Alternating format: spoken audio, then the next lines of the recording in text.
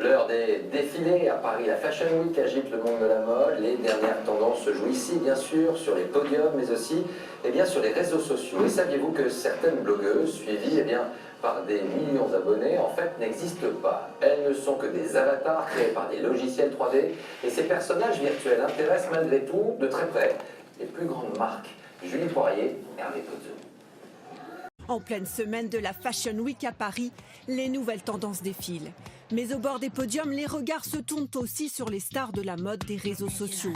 Leurs noms, Lil Miquela, Chudugram, Blauko, des personnages plus vrais que nature, mais totalement virtuels, fabriqués par des ordinateurs. Leur compte cumule des millions d'abonnés.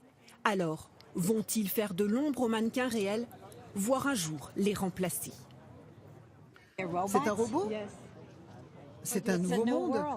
Les vrais mannequins sont si maigres, elles sont formatées, n'ont pas d'expression, elles ne sont pas si différentes des robots en fait. Je pense que c'est l'évolution et qu'on sera amené à vivre avec. Selfies, mise en scène de leur quotidien, tout semble réel et pourtant, ces vies sont fabriquées par des agences de communication, elles-mêmes financées par des marques de vêtements. Lil Miquela, la plus célèbre de ces mannequins virtuels, est suivie par 1 400 000 abonnés, un outil facile à modeler pour les professionnels au marketing.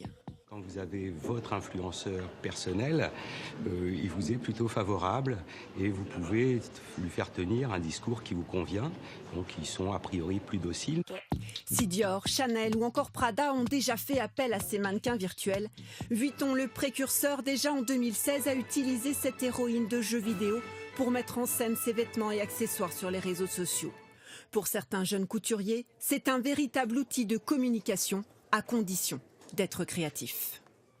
La marque, elle parle quand même à une communauté, à des clientes, à des acheteurs. Donc voilà, il faut que ça raconte quelque chose de cohérent. Et si on le fait juste pour le faire, je pense qu'on se perd un peu dans une hype qui est pas forcément la bonne direction.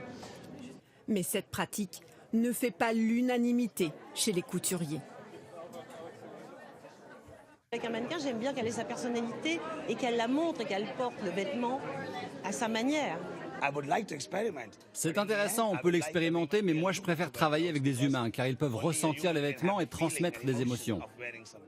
Le mouvement ne fait que débuter. Les nouvelles technologies 3D permettront peut-être demain de faire défiler ces mannequins virtuels sur les podiums.